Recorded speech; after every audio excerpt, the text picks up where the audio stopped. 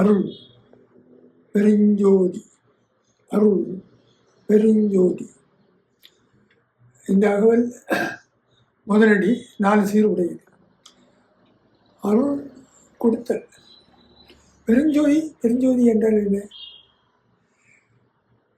இது ஸ்ரீ அரவிந்தோ விளக்கம் மிக பொருத்தமாக இருக்குது. அரவிந்தர் லைட், கேபிட்டல் எல் போட்டு லைட்டுங்கிறார், அப்புறம் மோர் லைட்டுங்கிறார், அப்புறம் என்லெஸ் லைட்டுங்கிறார், ஜோதி ட்ரூத்துன்னு சொல்றாரு, சத்தியம். இதுதான் பெருஞ்சோதி.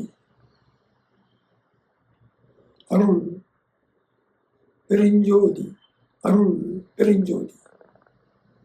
அப்ப பெருஞ்சோதிங்கிறது light, endless light, more light, ஜோதி ட்ரூத், சத்தியம். மேலும்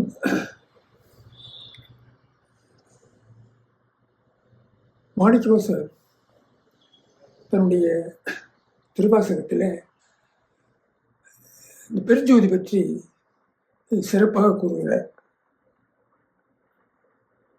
வாரா வழியருளி வந்தனுக்கு மாறின்றி ஆரா அமுதாய் அமைந்தன்று சீரார் பெருந்துரை பெருமான் என் சிந்தை மேய ஒருத்தன் பெருக்கும் ஒளி.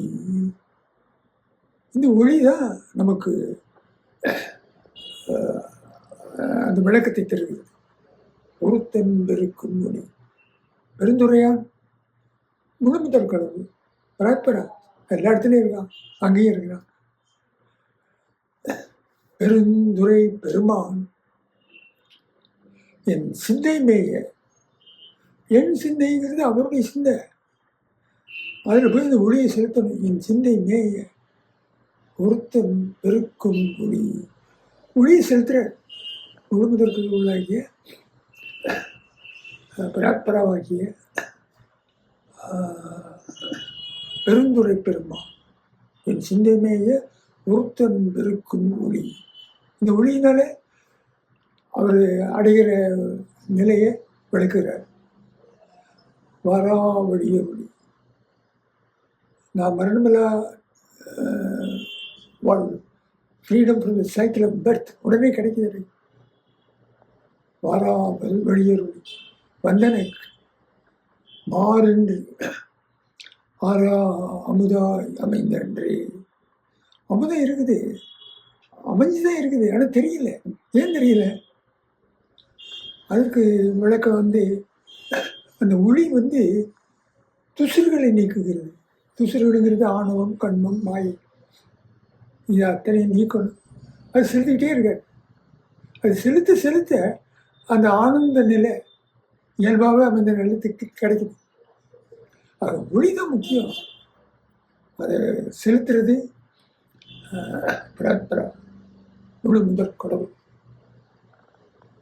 எங்கே செலுத்துறாரு? சிந்தையில் செலுத்துறாரு. மாணிக்கவாசகர் சிந்தையில் செலுத்திக்கிட்டே இருக்கார். செலுத்த செலுத்த அந்த துசுறுகள் மலங்கள் நீங்குது. நீங்க ஆனந்தம் அமைஞ்சிருக்குது, அப்படி இயல்பாகவே இருக்குது. இதை பெருஞ்சோதி என்கிறார். அவ்வளோ.